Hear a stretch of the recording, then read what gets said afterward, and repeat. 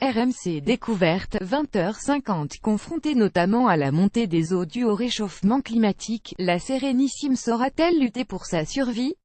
Le documentaire de Barbara Nessek apporte des éléments de réponse. La cité des Doges risque-t-elle de finir ensevelie sous les flots? D'ici à la fin du siècle, le niveau de l'eau pourrait monter dans la cité des Doges de 20, 30, 50, voire même 60 cm par rapport à aujourd'hui, dit Pietro Teatini, ingénieur à l'université de Padoue. Il est l'un des nombreux spécialistes à s'exprimer dans le documentaire Sauver Venise diffusé ce soir sur RMC Découverte. Le film de Barbara Nessek montre parfaitement l'état de vulnérabilité dans lequel se trouve aujourd'hui la Sérénissime.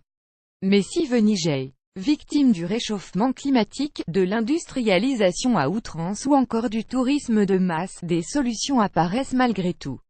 Dernière idée en date, un peu folle, pour lutter contre la montée des eaux et l'affaissement de la ville, injecter massivement de l'eau de mer dans les sables de la lagune afin de faire remonter le sol, comme si on le gonflait. Nous prévoyons d'installer 10 ou 12 puits tout autour de Venise, et on injecterait de l'eau de mer dans la nappe phréatique à environ 600 ou 1000 mètres de profondeur, explique Pietro Teatini.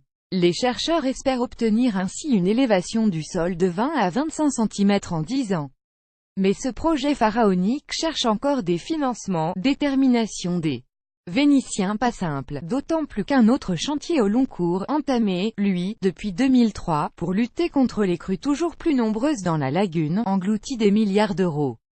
Le budget de 5,5 milliards pourrait même être dépassé alors que la fin des travaux est sans cesse retardée. Il s'agit du projet MOSE, qui vise à lutter contre les marées excessives qui peuvent être dévastatrices, comme celle de 1966.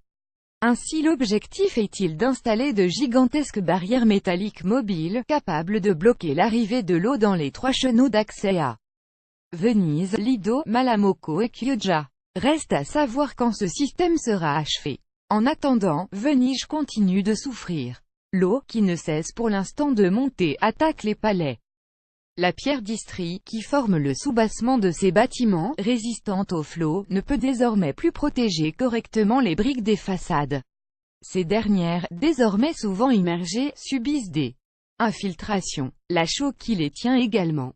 Des schémas didactiques apparaissent à l'écran, très éloquents. Des travaux de restauration sont effectués avec des techniques modernes. Mais la tâche à effectuer est immense, tout comme les dépenses qui l'accompagnent.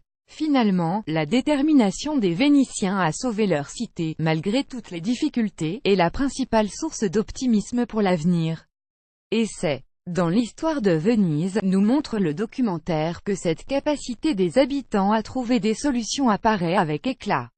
Ainsi au XVe siècle, alors que la ville est confrontée à un ensablement qui pourrait bien la faire disparaître, des travaux titanesques sont décidés.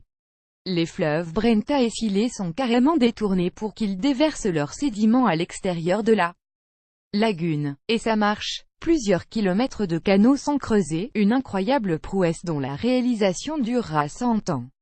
C'est à cette époque que la cité des Doges a été figée dans l'état qui est encore le sien aujourd'hui.